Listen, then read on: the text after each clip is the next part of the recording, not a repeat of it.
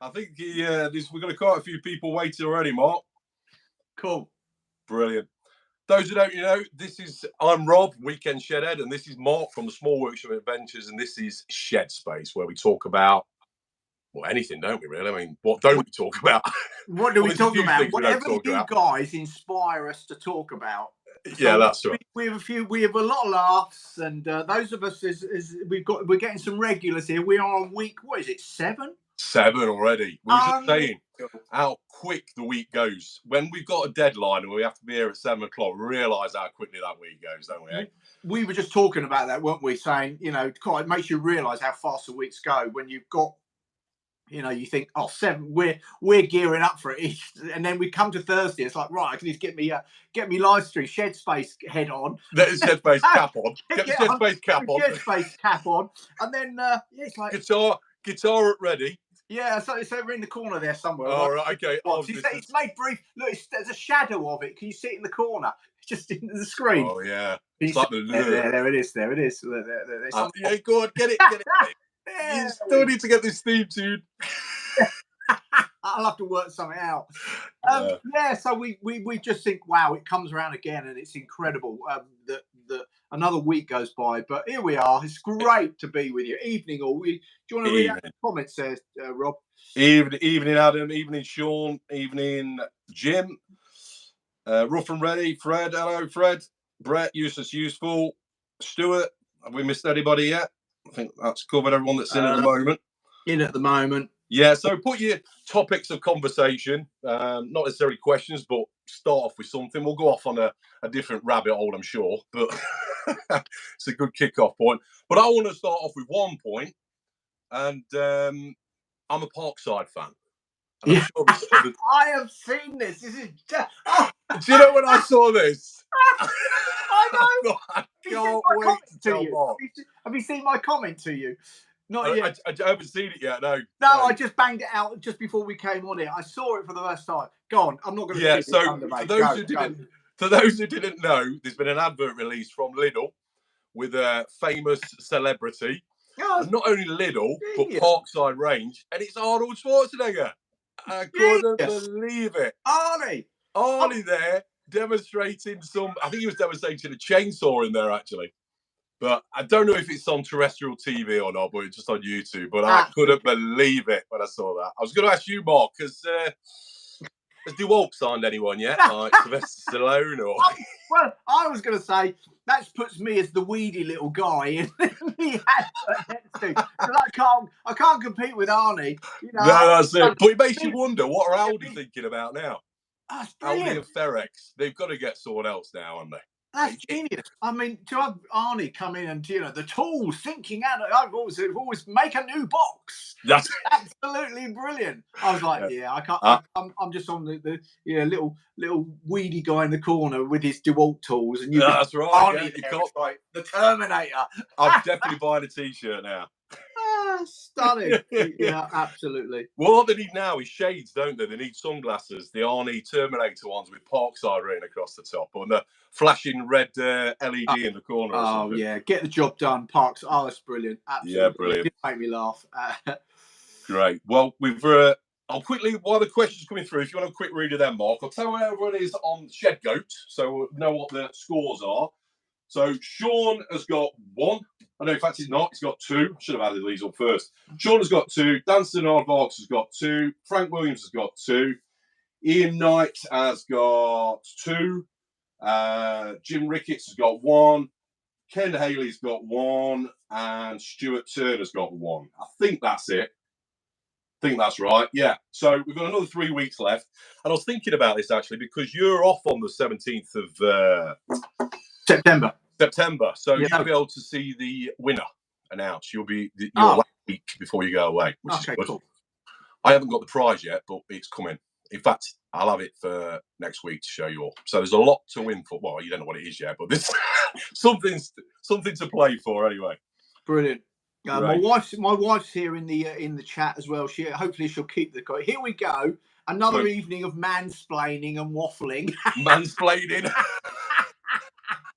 Plenty of waffle. Oh, absolutely. I put it out on. I put the I shared the video on my Facebook page, so it gone out, and Dawn commented, said, "This is brilliant. You need to get here. It's just all sorts of stuff, but yet there's some incredibly useful. It's a lot of useless as well. There's a lot of, but there's some incredibly useful stuff and stuff you learn." And he says, if you want an amazing evening of just for an hour, just join. I think there's accidental snippets of useful information come out, probably 10%, but they just come out of nowhere. They do, don't they? Between us all, and it's not down to. I just put up there. It's not just down to Rob and I that bring out the useful stuff. It's you guys and girls that make especially bring out the stuff, and we go, oh, what? And it takes us. So obviously, get your questions in and your comments, and it informs what we talk about through the evening. So whatever it is.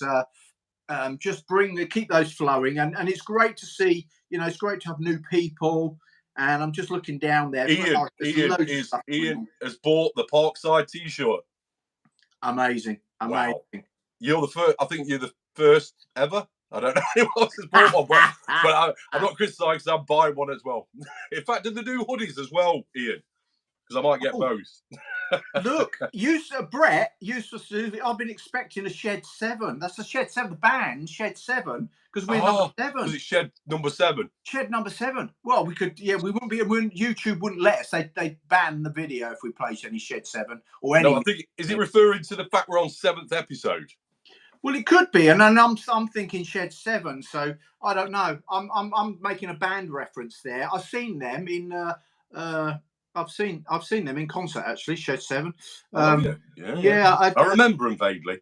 Yeah, but they were in. I went to a 90s, a Manchester sort of 90s dance weekend thing at Butlins, where they had all those sort of. They had Shed 7. They had Happy Mondays there. I went to it twice in the around 17 and 18, 2017, 2018. I went for a couple of years. Yeah. I saw some EMF. Saw lots of amazing those sort of art acts. Incredible weekend. Yeah. Anyway. Rob, just T-shirt, but hopefully they do one size. Well, I'll probably need the extra large anyway. But, I think I've definitely got to get one of them now. Hello from Texas, Jason Browder. Hello from Texas.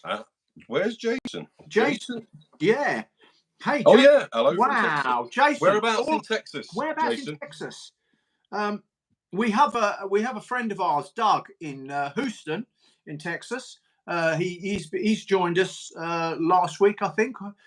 Week before. The week before he's been, or the week before. Well, that's probably the week's just buzzing by. Thinking it's last week.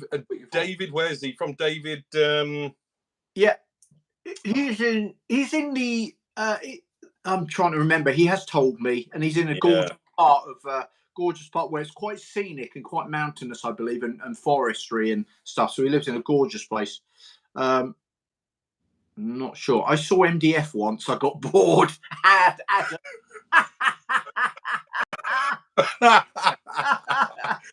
a good one. I like that. I saw MDF once. Adam's on a joke thing, because if you jump back to the beginning, Adam has put in a couple of jokes there. So there was a lollipop man with lollipops. Hulas? What's that? That might be a spell. Zebras across. He makes me cross. I cross. I'm not reading that well. Roger McGough. Who's Roger McGough? Who's Roger McGough? McGough. Are we having a fly-by plane moment here, or what? Oh, maybe. And then he's got there. I can read that one. Okay, I'm understanding. A bloke goes into a pet shop. I want to buy a wasp. Sorry, says the shopkeeper. We don't sell wasps. Funny, says the man. There's 2 in the window. Yeah, keep them coming. Yeah, you can be our resident comedian there, Adam. Yeah, that's it. Keep them coming, mate. Brilliant. So Texas. I'm interested to know where he is. Roger McGough, poet. Is it McGough? McGough. Okay. I would have thought. A poet. Never heard of him. Never. Jason is just south of Fort Worth. Right. Okay. Is it warm out there at the minute? Is it, Jason? Is it? Texas is usually a lot hotter than we are here in the UK, and certainly we haven't been having much warm weather of late. Yeah. Let us know, Roger. Sporadic, to say the Jason, least. it's absolutely amazing to have you, and we're yeah, brilliant. We're loving that international flavour, and we're growing. It's amazing. Ken Haley, I demand a recount on 6 weeks school holidays. I'm back to grandparent duties from Tuesday. Oh no. Oh, we have it be on knackered. a Friday. Well, my wife anyway, babysitting for the day. Oh, But how long they got left now? Is it another week? Is it? Or I think they're back, aren't they? Some places now. next week. Next week, they I are. know it changes. Most everyone will be back, but some have gone back. I was looking at Ian here. Question: spinning the wheel of A to Z tools, or a Z? Should we say Z? More English than Australian, so I think we'll say Z. A to Z, yeah.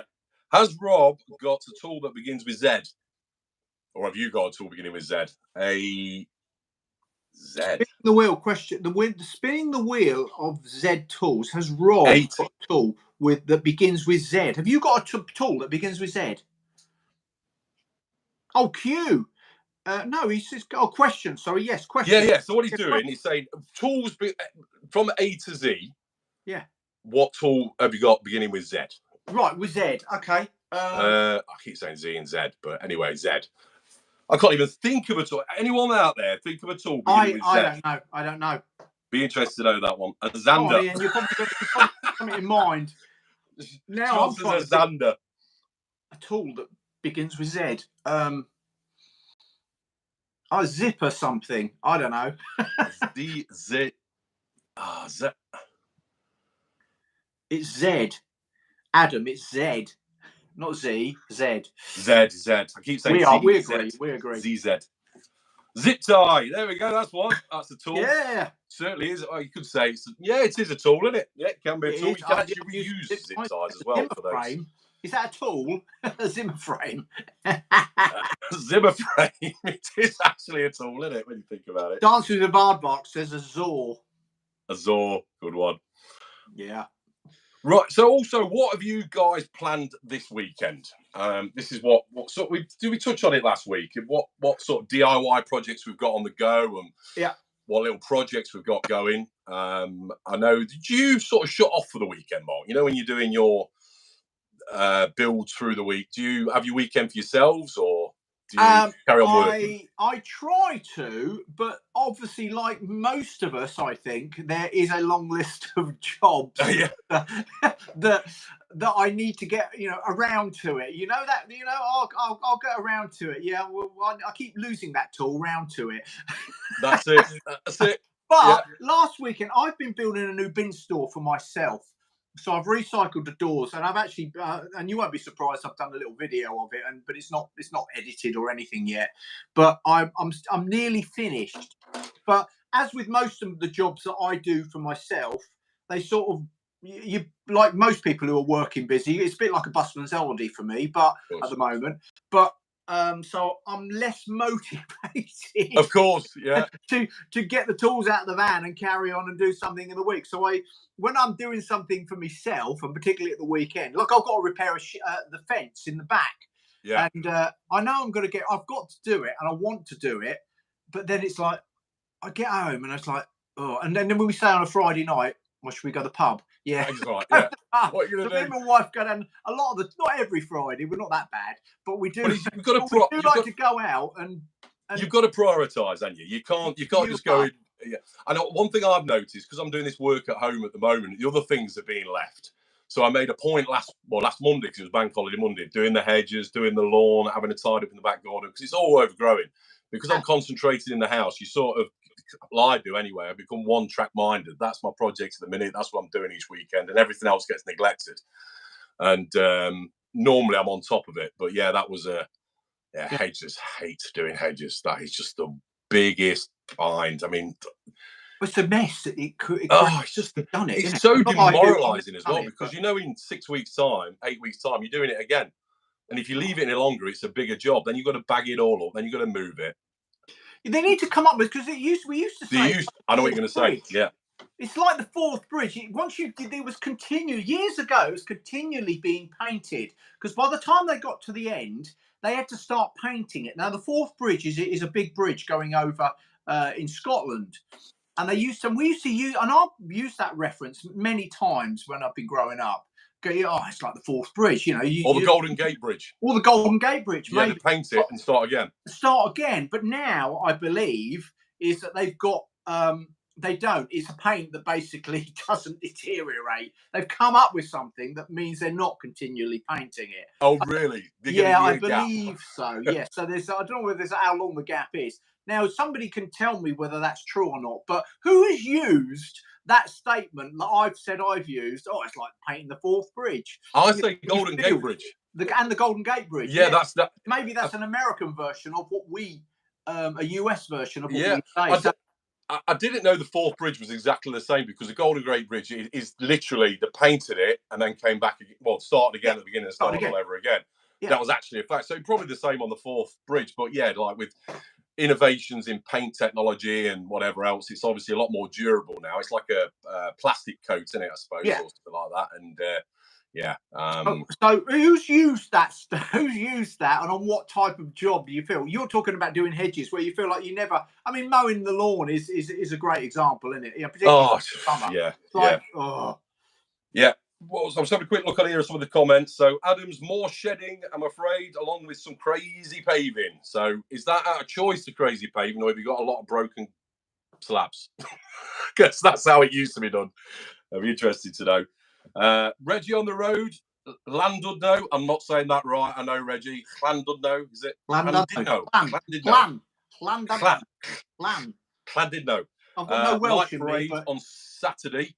If you haven't seen that already, that's magnificent. A bunch of guys on, well, guys, women and girls, men and boys, whatever you want to say. Everybody out on Goldwings with their LED lights on the side and banners and flags and all this sort of thing. I'm pretty sure it is all Goldwings, Reggie, is it? Or is it different makes of bike or motorbike? But yeah, it looks like a great event. I know you do Llandudno, but I think there's another one. Is it Uttoxeter? I think it is. Oh, that's a racing place, isn't it? What's that, Uttoxeter? Yeah, it's a race course, isn't it? Horse race. That's right. I've done a market there once, actually, on that track. Yeah. Did you? What do we say? Labor Day in the US. Yeah, weekend stuff. Sean's going to try and clean the garage part of the garage part of the workshop and get ready for the Rugby World Cup. There you go. Yeah. There you go. Yeah. I think laminate floors for my daughter. Laminate floor. That's an interesting one. Laminate floor. I haven't put it down for from new for probably about 15 years ago. In this shed, I actually got a lot of laminate that I got free from an old hairdresser's. So I got a load of it free. But it was like the old stuff that you clip in. And because it came up, it was the clips that came out and everything. So I'm interested to know, what is the laminate like now? Is it easier to clip together? Is it more durable? Is it made of a different sort of material? Because I'm doing the entire house in laminate. And we haven't even chosen what colour we're having yet or what design we're having. But I'm interested with myself. Is it the same as it's always been, or has it been developed so it's a much easier surface to lay? And is it a lot more durable? So I don't know if you know that, Anthony. Okay. Be interesting to know. Just Dancers of Advice, going back to the bridge question or the bridge statement, it's partly true. They found that the bridges can rust under the two-part paints. So there's a lot of rethinking going on. Partly true. There you go. Yeah. There you go. We said we learned some random things. That's right. Snippets of information. There's one of them where we just all of a sudden made a statement, paint the Forth Bridge, paint the Golden Gate Bridge, and it's true. So thanks, Dancers. That's absolutely brilliant. You see where Rod is tomorrow? Yes, I did glance at that. He's going to Yandles to get some more pen turning. I know those blocks in Yandles for pen turning. I do. I've seen them all stacked up. That's a shame. I mean, I'm not going to be there because I'm doing something. Well, I'm actually labouring. I'm an apprentice tomorrow, as I was a bit today. So I'm plastering. I've never plastered in my life, but my good mate who you see on some of the videos of me, Andy, he's very skilled at lots of things, building work, and he's also pretty good at plastering as well. But you're learning at the same time, aren't you? You're learning. You're I'm learning at the learning. same Oh, time. absolutely. So, and I always say, you just be honest. Every day's a school day. Of course it is. Of course it is. And so I had a couple of goes today on the ceiling of all places, the worst place you could at least start. Yeah, into the deep end. So I had a little bit of a go, and then I'm going to do a bit of a wall tomorrow. He'll be doing all the finishing and making it good. So it's not like I'm testing out on somebody, but yeah. So plastering tomorrow, and then the weekend. What am I doing at the weekend? Yeah, I'll probably try and finish my bin store. So I've got to go and get some stays. I'm going to go and get revised. As with anything, when you make things a lot, you continually revise it, don't you? Of course you do. You do, and you go, right, okay, so there's version 1, 2, 3, 4, and it just keeps going and you go, well, I could do that a little bit differently. And it's the same with anything we do. I mean, Andy and I talk about, we've done quite a number of garden rooms, but each time there's a little bit of it that we just tweak and adjust, and it quicker and speeding up. Quicker, better, more efficient, or just a better product or a better way of doing something. And it's not that it was done wrong the other time. It's just that you're perpetual learning. And I think that's really good. And it'd be great to hear what. It's research and development at the end of the day. And it's like the film The Founder. Have you ever seen that? About McDonald's? I watched it this week. I saw it years ago, and I noticed it just come on Netflix. I watched it 3 nights ago. Fantastic film, isn't it? Fantastic film. And for those who haven't seen it, I don't want to give it away too much, but it was more to do with how the McDonald's worked out how to turn making burgers into a production line. I think that segment in there was really clever. Incredible. Research and development, trying it over and over again to get to that point where it's like an orchestra. It's like a dance. And interestingly, he was in his early 50s. He was, yeah. I think it was his final go at the final go. He'd been failing, and this is a really interesting thing because I've been sort of reading some stuff about this in my sort of personal mental development and it was like he got to that stage in his life and people give up. And he didn't give up. He was in his early 50s and been turned down and just never landed that one business idea that he wanted. And yet, determination, perseverance. The modern McDonald's that we know is down to this Ray Kroc. Well, not. I suppose yes to get it to the masses. I suppose to every country, but then brothers they sort of tweaked that speediness on getting the hamburger to the table really quickly. I thought that was really clever, that part. But he knew how to franchise it, didn't he? I think they sort of missed out a bit, but they still were very mixed man. I'm not. We're talking about it. Some people might not have seen it, so I don't. Yeah, we'd end up spoiling it. Mark Knopfler did a good song apparently on Ray Kroc. I didn't know that. Sorry? Mark Knopfler did a good song on Ray Kroc. Boom Like That. Did he? I think that's the title. Must be Boom Like That. Amazing. Yeah. A few people are checking out whether I'm going to get covered in plaster in my t-shirt. Obviously,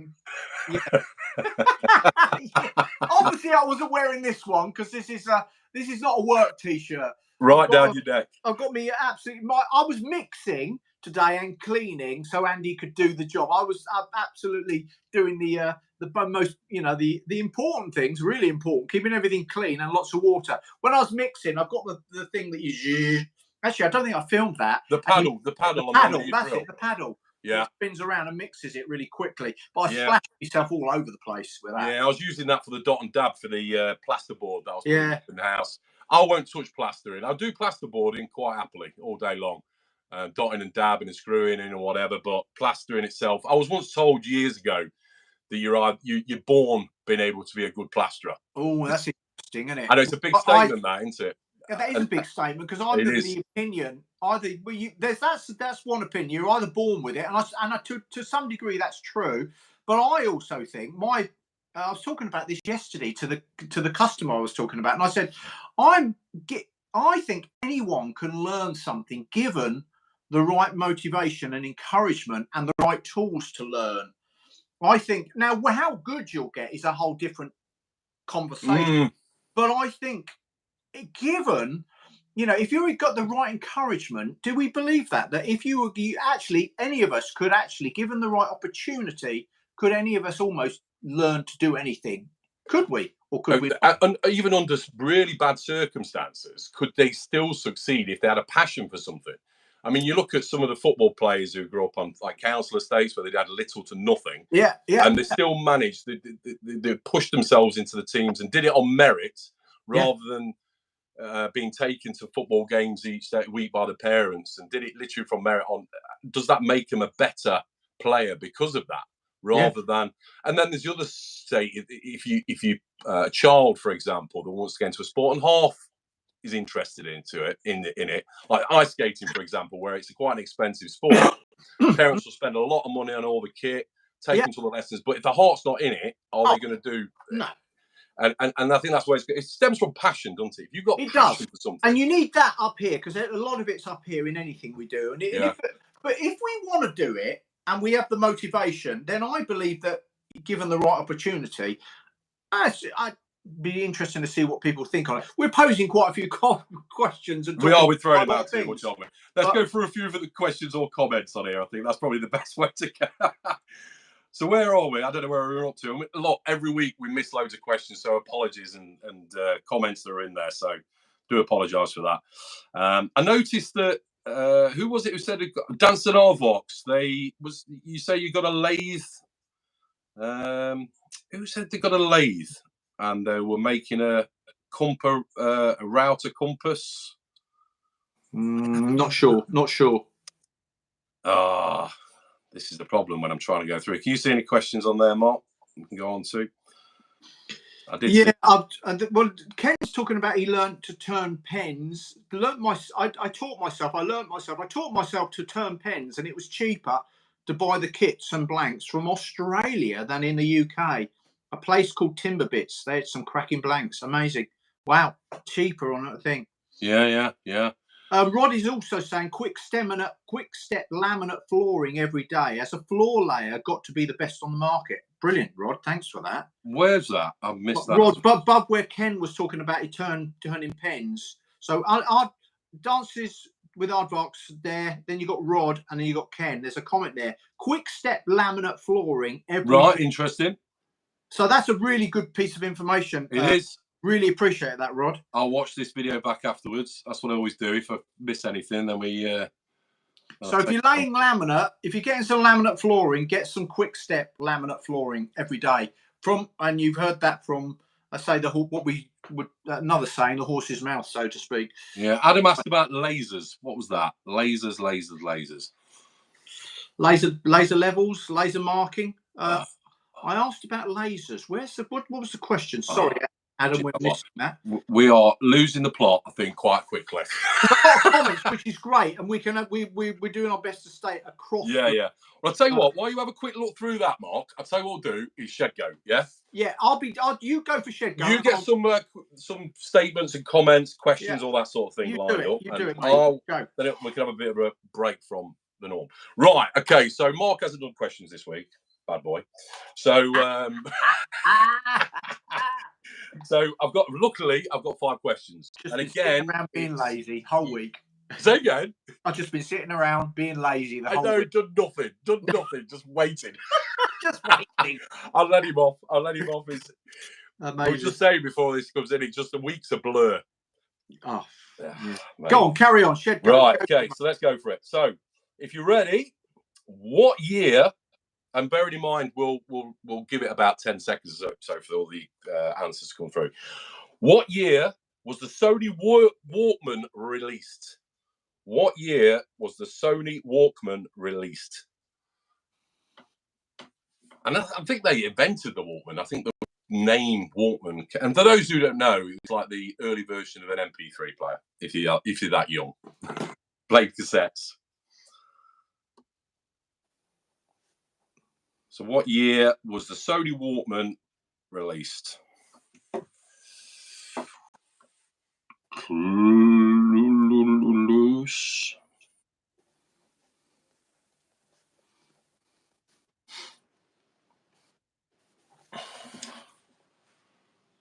Close.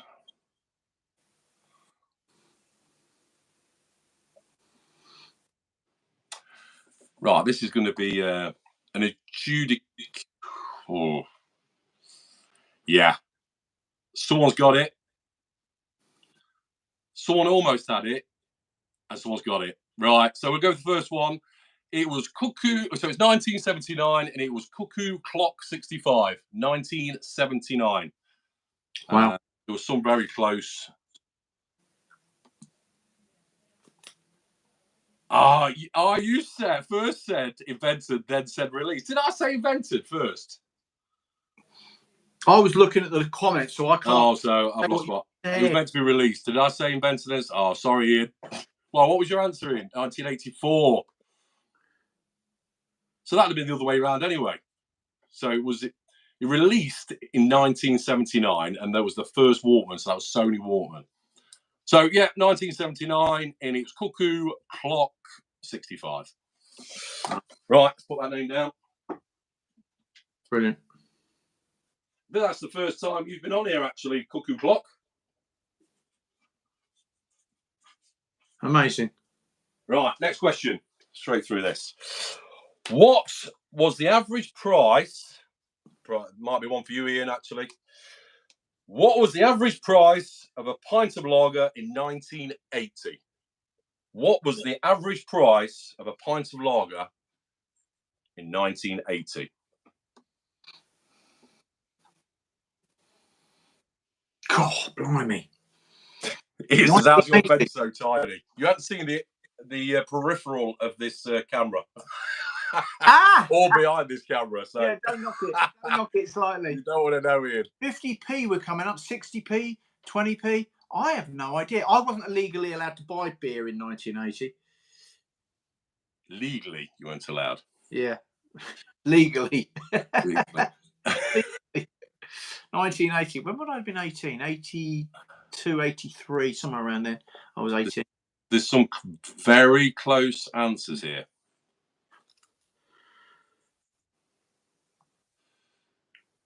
God, right, so pound no one's got it, so we'll give it another 5 seconds. It was about £1 a pint, wasn't it? I don't know. I'm guessing. Purely. 1, 2, 3, 4, 5. Snakebite was 32p at the Meerkat Crossing, Birmingham. Snakebite. God, that sounds vicious. It's like cider and lager, yeah? Yeah, it is, isn't it? Yeah, yeah. Right, okay, so we'll call it that. So in my calculations, it was 47 pence. So I think that is... Ian, it's 49p. Ray Carter's 48p. 49p is 47. Is there 48p? Yeah, it was 47p. So then Ray Carter has got it, as far as I can see, at 48 pence. He looks like it, doesn't it? Yeah, absolutely, Ray. Brilliant. That's it. Ray Carter, you're on the board. Are you already on the board? Is he on the board? No. I think so. Brilliant. Okay, right. Next one. What year was the first email sent? What year was the first email sent? Ooh. Now, by email from one computer to another. I think that's right. So, yeah. What year was the first email sent?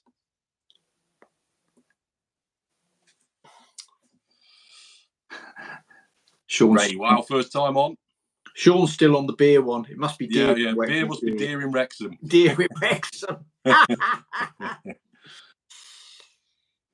Oh! You got one? You got it? I think Ian Knight's got it. 1971. 1971. Wow. And it goes without saying, we're the honest bunch. We don't go on Google and check this, do we? Well, I can't because I've got my 2 devices here and I can't. Yeah. 1971. So, yeah, Ian, you've got it, mate. Ian Knight. So, I think you're on the board. It's your third one, Ian. Brilliant. We had, I reckon, who did you say? Cuckoo Clock also got 1971. So, yeah, it was the first one. It's the first one. It might be Wi-Fi that let Cuckoo Clock down. Yeah, this is why I sort of make it a little bit broad. I'm hoping that no one knows the answer, so close as. So it's an educated guess. But we know it's all a bit of fun, and we of course, exactly. all subject to a little bit of a. Apparently, it was Ray. Is it Ray or Roy? I think it was Ray Tomlinson. And do you know what his first phrase was on that email? Hello. No, QWERTY. That was it. It's a keyboard. It's a keyboard. That's a keyboard word. So it's just gone do send. Yeah. That piece. What was the first one that Bell did? Alexander Graham Bell. Graham Bell, yeah. He said something, didn't he? He phoned, hello, are you there? He phoned the room next door, didn't he? What did he say? It says something quite banal or bland. Hello, it's me, or something. Yeah. Hello, it's me. Hello, it's me. Right, next question. What year was Winston Churchill born? What year was Winston Churchill born? Ahoy! Hello. Wouldn't it have been funny if the computer said no? Yeah. The first ever virus as well. Computer says no. Computer says no. That was Little Britain, wasn't it? I think. That was it, yeah. Well, they just kept saying, computer says no. Ian Knight. Has he got it again?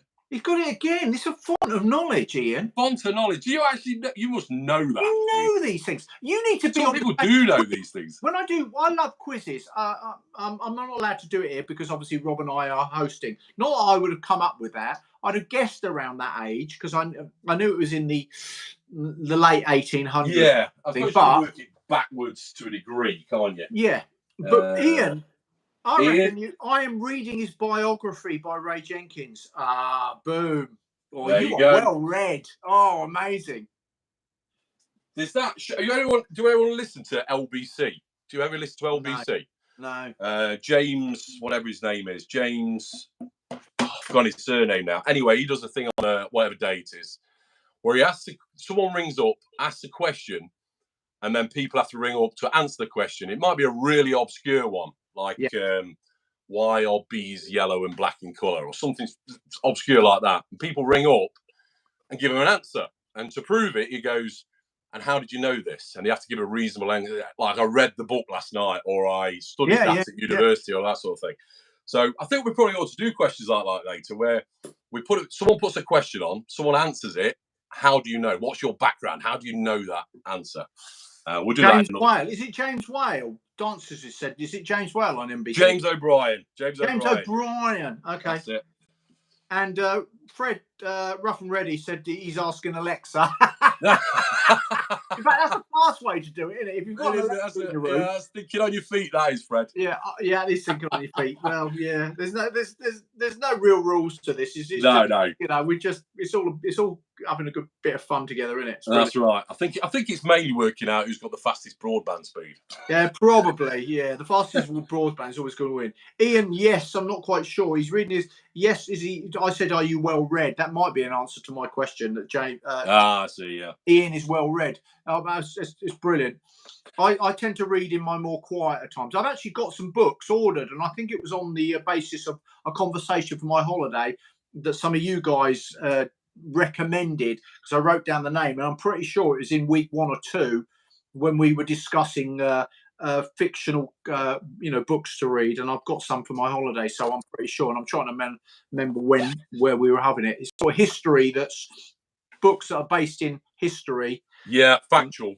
But they're factual, but they're fiction. There's not, but they create fictional characters. So I've ordered some books, Cole or Iggulden or something, and it's all about the Genghis Khan stuff. So I've got that, and I'm pretty sure it was on here that somebody that got that information to me.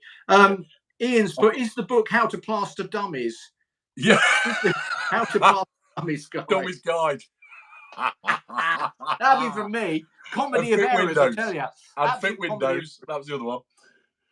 Right, I've got one more question then to finish this week's Off Shed Go. Okay, right. So this is pretty much a guess, I think, unless someone knows this. To the nearest million, how many cars are there in the UK? So as in cars. Not vans, not trucks, cars. To the nearest million. Don't go and ask Alexa, Fred. Fred's using Alexa. He's shouting at it, screaming at it. Brilliant. Awesome. 20 million. Look at these numbers: 96 million, 26 million, 20 million, 36.7, 23, 65 million years ago. That was Raquel Welch, wasn't it? That was a film 65 million years ago. Am I right? I think so. Yeah. Someone's too many. Rod says just too many. Too many to count. It's too many. Just right. sort lives out and go home, everybody, so I can have a quiet life. I think closest? We've got a winner. I think we've got a winner. We'll just let a few more come through if any more are coming through. 1 million years BC. Brett, brilliant. Brett, fabulous. 1 million years BC. Oh yes, that's the film. Yes, it is. Sorry, you're referring to my 61 million years BC. 60. That's very particular. Yeah. No, that's right. So I think I want to draw a line on this one. So I think it's going to, because the answer is 33 million. So but I said to the nearest million, and it was actually 33.27. So Cuckoo O'Clock is pretty much bang on, 33.33. Wow. So it's going to be Cuckoo O'Clock. He's on the board again for this week. And that's the last question of this week. Clock. Cuckoo O'Clock, 65. Is that 65 referring to your year of birth? Because that's my year of birth. So I'm just making an assumption there. That doesn't mean it's true or not. But I'm just making. Maybe the number of your house. I have no idea. So. Well, Ian Knight was one out. Oh, you were one out. Yeah. 32 million. Very good guess, though, Ian. Are you reading the book on cars as well? He's reading a book on. Yes, he's reading about all the various. Yeah, that's right. That's brilliant.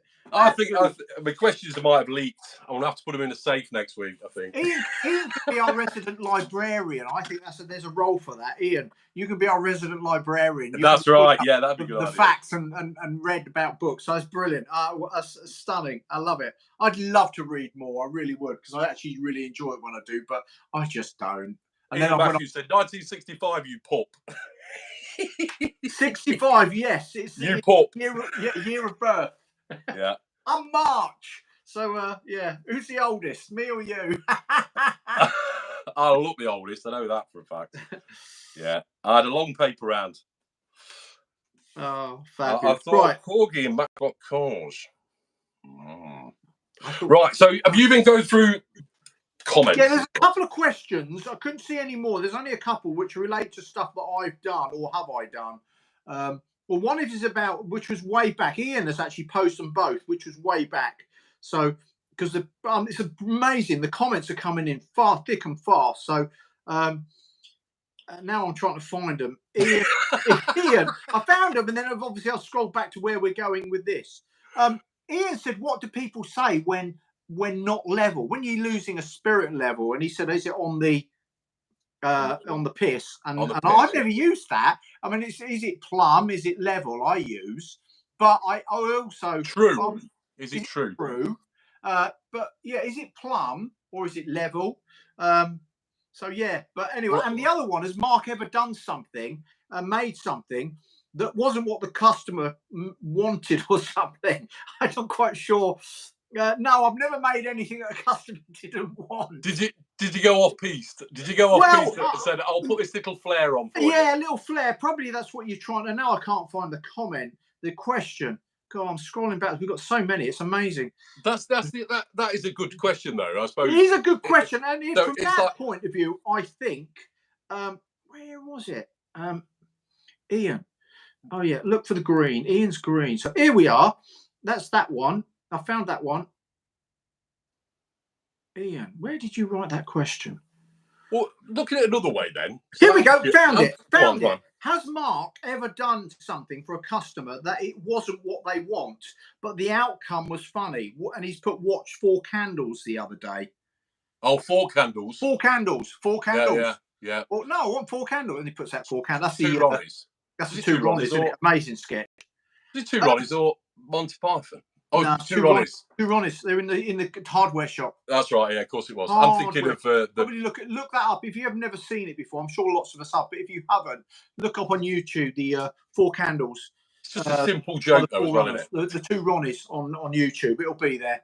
Have I ever done? Excuse me. Have I ever done something that wasn't? Not really. I mean, I've suggested that's not necessarily a good idea, but you're the customer, and obviously the saying is the customer is always right until they're not. Yeah, that's right. The customer is always right because obviously they're paying. Yeah. But sometimes I say, look, that's just not going to work. Yeah. Oh, okay. In fact, what we're doing with this job currently, the customers come up and ask some very genuine questions. Could you do this? Could you do that? Well, you could, but it's not. Yeah. But sometimes you have to guide them, of course. I mean, I deal with customers and they think they know what. And I know I do this when I have a plumber around that's moving gas or anything that I'm not going to touch. And I think I know what he needs to do. And I'll say, oh, you're going to do it like this, or you're going to do it like that. You're going to take that pipe up there and put it in there. He says, no, I'll do it this way instead. It's a lot easier. And I go, oh, yeah, I didn't think of that. So I think in my head, I think I've got it right. He comes round because he's the expert. I should just be listening to him. But I think when it comes to design, that's where the customer has the upper hand, because design is the interpretation of interpretation. They've got the space. Like somebody says, I want a TV. I made a TV unit recently for I don't think I filmed that. No, I didn't. I made a nice TV unit, and then they adjusted it and they said, could you do this? Yeah, I can, because they were redesigning it for their needs. Yeah.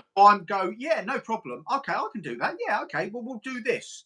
And then I had to say to them afterwards when they were trying to then there was a compromise. I remember it now. There was a compromise within that because they also wanted some doors, but because of the way doors return, and particularly there was a door coming this way and a door on the right angle. I'm doing that. Can you see what I mean? Yeah. But I then had to build the space because you can't have two hinges next to each other because simply the doors won't open. So then you have to build the spaces in between because you've got a door opening this way and a door opening this way onto each other. So I had to then adjust and say, well, this is as far as you can get, and this is how we're going to do it to make it work in your space. And they went, oh, well, yeah, I see that. Okay, yes, no, I'm happy to go with that. So there was the design that changed, and then I went, yeah, we can do that. I can do that. It's a bit different to what we said, but that's not a problem because it's sort of evolved in your thinking, and now you've looked at it. And I was halfway through it at the time, so it even changed as I was making it. So I'm more than happy to do if it's practical and reasonable. I think, look at these home designers. You know, if you come in and design your home from scratch, you know, with the decor, the paint, that was really hard because so many people have different tastes these days on what they're. I mean, we like, myself and my wife like it's like shabby chic, but it's what's the name of it? She calls it something like it's all white usually with wood in it. So it's like a Scandinavian something or other. She likes this particular design. That's what we're working to. That's the style we like. Whereas we know people that are completely opposite. Same friends of ours, whatever, that are completely opposite, but that's to their taste as well. So even down to me buying something that I pick something up and say to my wife, oh, what about this? And she'll go, no, that won't go.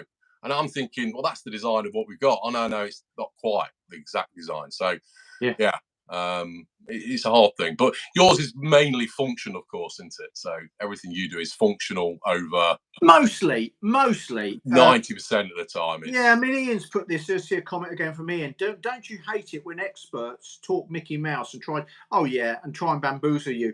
I try to do everything really transparently as I feel as I can.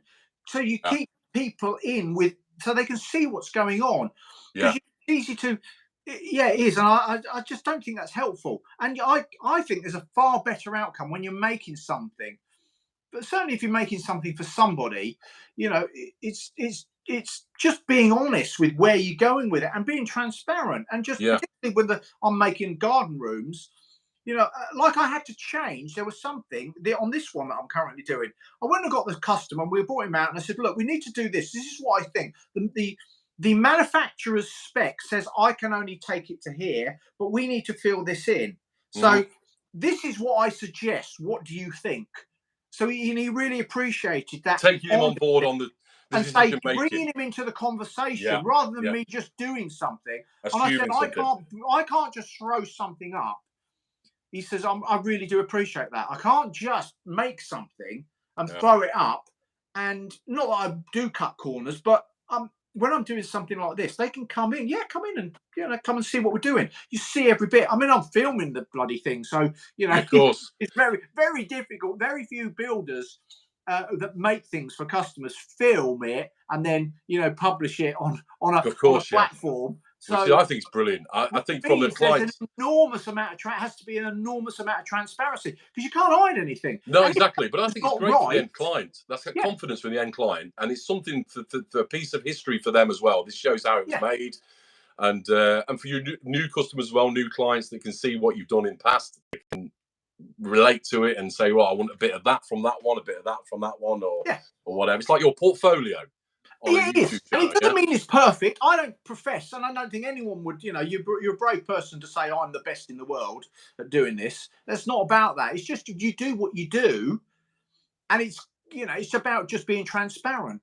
And I think that really, really helps because people are afraid. People are constantly trying to hide what they're doing. Of course, now, What's the reason for trying to hide something? Why do you try and hide what you're doing? Is it because you don't know what you're doing? Are you afraid of it? Or people, you get on better and yeah. Just a quick thing here is what Adam mentioned there. I probably missed the thread of the conversation there. I got Jeff and Jenny's restoration mug through the post today. It was on Jeff's live cast. So that was Jeff and Jenny's site where his shed burned down, and I knew he was doing a live feed or a live stream. I think it was on Saturday, and it looks like Adam won it. Oh, incredible. Brilliant. Well done, Adam. Yeah, and he looks like he's getting back on his feet now. I watched his last 2 videos ago where he's rebuilt a new shed and amazing, setting up all his new tools and everything. He restores classic bikes like mopeds, that sort of thing, the old style pedal pop sort of things. I only found out of him from another channel, but it's great. Yes, I've won. Now to you. Right. Awesome. That's brilliant. Amazing. What's this? Amazing. Tomorrow is the start of autumnal, so you can jazz up with burnt orange candles and autumn leaves and pumpkins. Save that for... it's autumn tomorrow. Wow. Oh, well, it's getting darker. Who's noticing it's getting darker? Now, looking out the window. I'm looking at it. It's been a pretty miserable day down here in Dorset. The weather's been a little bit, there's been quite a lot of rain has come through us today, so we've just been sheltering and getting in. And I'm working inside now. Chill in the air. Changing, isn't it? It's changed. Autumn. I do like the seasons, but I like the seasons to be how I think they should be. When you was a kid. When I was a kid. I always related to being as a kid. Was it that in winters were always freezing cold and loads of snow when I was a kid, and summers were always boiling hot? Yeah. And spring was just doing spring, and autumn was showers. You'd have a few showers in spring. April showers. Now, am I just imagining that, or is that true? Rose-coloured spectacles, I think they say. Oh, I'd love it. See, I'd like to I think of places like Canada, or that part of the world where generally the seasons, to me, having never been to Canada, so I'm not talking with any authority here. You've heard. Winter looks like that's a proper winter. So, proper winter. Mark Ian's just asked there. I've just seen it popped up. Mark, are you near Gold Hill? Yeah, I'm not far from it. Yes, I have walked up Gold Hill. I wasn't carrying a loaf of Hovis though, with an old push bike. I've got a cat. Well, John, where you had? Oh yes, I've done that. I'm up 4 flights of stairs carrying my tools. I've done that enough times. And one job, but I've got to go back to that customer actually. It's down in. It's not far from me. I'm not going to say where, just in case they're watching, because they won't know who it is. but it was God, blimey, I was on my own. I was backwards and forwards up a number of flights of stairs to get to this flat. Yeah. And do the job, and it was like, God, blimey, it was hard work. Yeah. And then lifting the material up there, and And then I've got to go, and I'm going back to do it. It's going to be a repeat customer work in the autumn when I get back on the holiday. Yeah.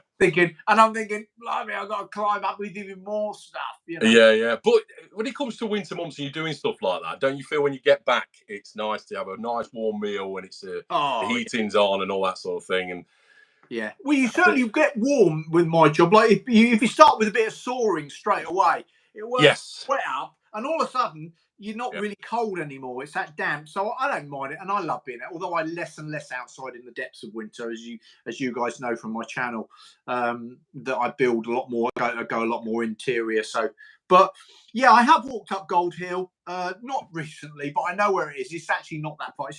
It's Shaftesbury. So Gold Hill is in Shaftesbury, which is in I'm right down by the coast, and it's a little bit inland, but it's not far. Yeah. What I was going to say, forgotten. Oh, there we go. Yeah, so 1982 was a bad winter. I remember that, 1982. Yes, because I was going up to. No, I wasn't. No, that's not. I wasn't. I'm lying. I'm about to lie. I wasn't. I was thinking it was another year. Was 1982? You were in short trousers, were you? You in short trousers then? When I was a lad, I was still wearing a cloth cap. Oh dear. Well, I think I was in short. I know I was in short trousers then as well. 1982. Yeah, it was a cold one. I remember 90. Was it 1990 being a really good summer? Was it 90? Oh, I don't know. Was it 91? I'm sure it was 90. Really fantastic I remember summer. The summer of 76. So there you go. Oh, I was in nappies, mate. I was 2 years old. I was living my best life in 1976, the summer of 76. Absolute scorcher. With the Jubilee, of course. 77. Yes, I remember that. That was a good year as well, I think. Yeah. I remember celebrating in our estate. We all did a street party in 1977, and then we were over in the park behind us for the big evening party, but a disco. Where were you living? then? Where were you? Luton. Oh, Luton, that was it. Yeah. Luton in Bedfordshire is where I was born, and that's where I was obviously living because I was a child. It's certainly in the 70s. People are showing their ages now. Yeah. Dawn was 1976. He was 6. Makes him 53-ish, something like that. I was 11. I was 11 in 76, so I was playing out a lot, and my mum would kick me and my 2 brothers and all our friends. She'd kick us out the door in the morning. Don't come back until the evening. Yeah, we used to get shouted in. We used to get shouted in when tea was ready. We had no idea where we were. We got up to all sorts of. It was amazing. Yeah, we had to be just playing in the street. Couldn't go outside of the house. We just literally went miles and miles away. We used to go down to the River Trent, which wasn't too far from my house. Yeah. And we used to go down the river, camp out, and I don't know how old I was, 12, 13, something like that, camp out all night. We used to go around on little motorbikes we used to buy cheap, and fishing all through the night, climbing trees, and just loving it. Yeah. That's proper childhood. I had the most. Funny enough, myself and my wife about 4 years ago went to this part of the river that I hadn't been to since I was about that age. And it's a really strange thing because we went down there, it's near an iron bridge. And it's the middle of nowhere. You wouldn't really walk there, to be honest. We walked down there, and what hit me straight away was the smell, right? And it took me straight back to being 12, 13 years old, the smell.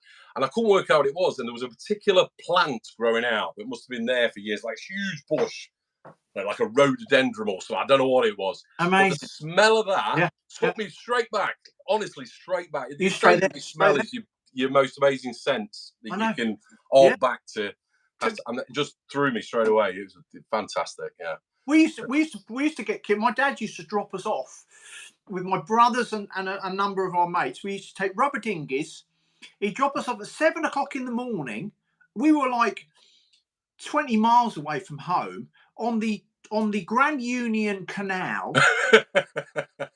Right, so that goes right around the canal systems that go through the country.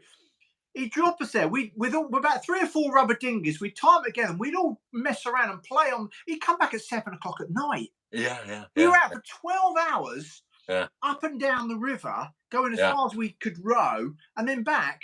We Yeah. were there. I mean, it's mad, isn't it? When you think that no parent when there, we'd get done if you did that now. You'd probably That's be right. arrested. But yeah, we were having the most incredible times. That's just one of many. Well, But I remember getting a tent from, there's a store, and it's still in Nottingham now, called the Anchor Surplus Store. So it's like Army Services surplus. So you can buy old tents from there, like the really old wax tents with the wooden poles in it, and all the old bivvy cans and all that. You can still buy them now. And it used to cost us nothing, few quid. So we used to buy these old tents, but they weighed a ton.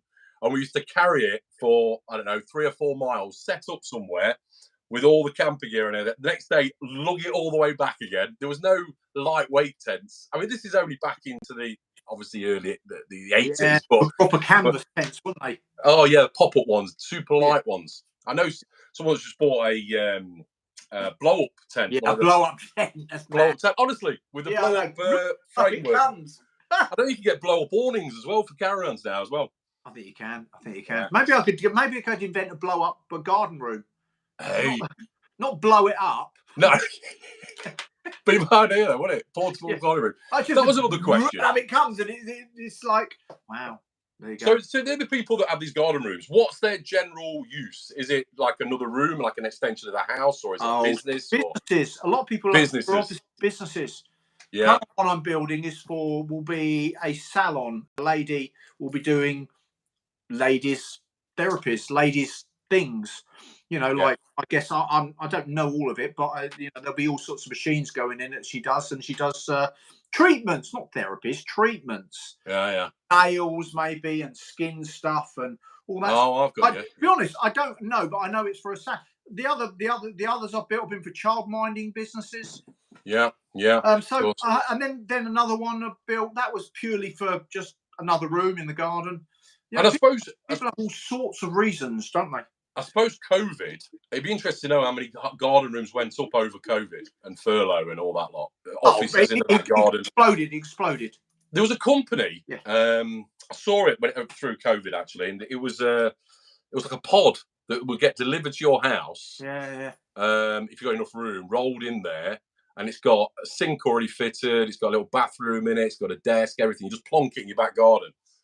They're probably charging $100,000 for it or something. I don't know, but there's all sorts of I mean, and people say about they want a garden room. This is me. This is just, but what they're thinking really is they just want there's a garden room, an actual proper garden room is fully insulated, double glazed. It's a room you can use all year round, and it is warm or cool. It's properly done. But what people then look at price wise is they think they want a garden room, but what you're getting basically is a glorified shed. And there's a world of difference between things that are marketed as a garden room, but you can't use it. It's a bit like a conservatory unless it's properly done. You can't get it most of the year. So you can go in, you can buy a garden room for X amount, but and they go up. You can put them up they come in packs, and you just put them up really quite quick. But a whole different. I mean, when I started building mine, I didn't know I knew what I wanted it, but I wanted it to be multifunctional. Yeah. This was my thing, because if I'd have turned it into a huge workshop, I'd be thinking, oh, that'd be good for like a little cinema room, or it'd be good for like a party room, or for an office in the corner, and then I've built my bar kitchen. So what I tried to do is make it as multifunctional, so it can aspect that I want. And I'm so pleased I thought a lot into that, because I was going to literally put workbenches the whole way around. Yeah. Fill it with as many tools that I could find, just for the sake of it. And I'd like to get into CNC, I'd like to get into laser, and all this like lathes, and I thought realistically, I'm not gonna.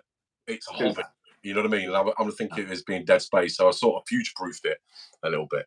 Where I'm working currently, I have to pull over because we were having a delivery, so I had to get my van off the road, and I just chatted to this one of the neighbours who was it. Well, I thought was his garage space.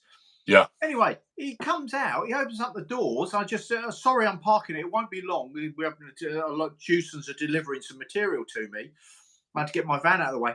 He's got this amazing workshop in his garage. I Oh, this is amazing. So we Yeah. got chatting. He's well into his retirement years, but he's just loving life, just making a few things. Yeah, pottery. An old bandsaw in there. And it was just lovely, just to chat. And we just, passed the time of day for a bit. I said, oh, this is just fabulous. I'm so, this is, just wonderful to see him and to see how good that space was for him. It was amazing. Yeah, that's it. And that's what we need. And that's why we say this shed space.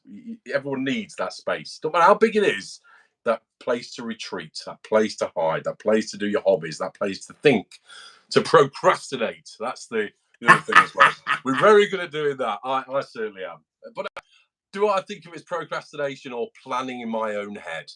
Oh, no. Yeah. So, I was just looking there. We got, well, actually, it's 8:05, so we are running over our time. But aren't we? We are. But I just want to jump back to Adam said there. A lot of people got containers in lockdown. Yeah, probably did actually, and he said I've got one, but I use it for storage. Yeah, I hope you didn't spend a lot of money on it. That it became just another cupboard, basically. Frozen. Yeah, brilliant. Yeah, Ian used to get the World War II gas masks for 6p from the army surplus. I bet you couldn't get them for that now. No, God, they're creepy, aren't they? Some people were really creeped out by gas masks. Just like great for Halloween. Yeah, I'm not sure really. I'm not, but it's just a gas mask. It don't really. For some people, yeah. Anyway. I think we've missed a lot of comments here, but it's good to see you all just talking in the chat. Oh, anyway, it's great. It's great. So. We really, I mean, and I just want to say that, as we grow, as this grows, because more and more people are going to come on board. It's not going to stay a really small club of, of 20, 30 people. But Rob and I will do our best to get over the comments across them as best we can. But on also talking about what we talk about, we'll jump in and out of that. So, and I'm sure you appreciate it's quite a challenge to keep doing that. Doing two things at once. We're multitasking more than multitasking, really. Which it is. It's not our best skill set, but no. Look, I just want to say, it's been brilliant. Again, it flies by. We didn't even notice 8 o'clock. It's just each week fly by and each episode flies by. I mean, you guys are just a real pleasure. You just keep inspiring and keep bringing the comments and keep chatting amongst yourself. And each week is informed. We didn't know we'd talk about any of this stuff tonight. With Rob and I, we don't really have a plan. We just come here really loose, knowing that we're just going to have a great time with you, and we're just going to spin off of that. So, really appreciate it. Thank you for having us again, and share it. Let people know. What's Rob? Oh, look. Hang on. I was going to say, in the name of Arnold Schwarzenegger. Has he got one of these? Has he got a Parkside belt sander? The other ones are in the house, so I couldn't. No, I haven't got any Parkside. I was looking for the hot air gun. I'm gonna shock you sometime. You're gonna buy one. I'm gonna go. Well, you've already bought some, haven't you? Go down there. Didn't you buy the magnetic tool holder? Yes, I did. Yeah, so you have got a Parkside. It's not Parkside, was it?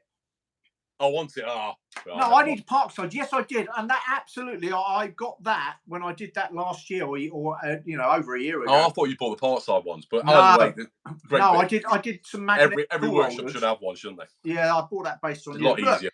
Look, we're going to say goodbye. Can I ask a favour? Can everyone just give us a thumbs up? It helps us out. Yeah, on the algorithms press a thumbs up. That's if you want to, of course. You might not. It's like the thumb of Caesar. I'm not tonight. We might not give it you tonight. Maybe next week. Brilliant. Keep the facts coming. Amazing. Mark needs to wear a Parkside t-shirt. Where do I get a Parkside t-shirt? From Lidl. I'll tell you what. I'll go down this weekend. If there is any, I'll buy a couple and I'll post one down to you. Oh, mate. We'll wait for next week, yeah? Yeah. We'll sit here with a Parkside t-shirt on. And in the name of Arnold Schwarzenegger and Parkside, you go first, Mark. For me, Mark, he didn't say this. For me, Mark, all Workshop Adventures was never uttered from Arnie's words. Take care, everybody. Bye. We'll be back. Cheers.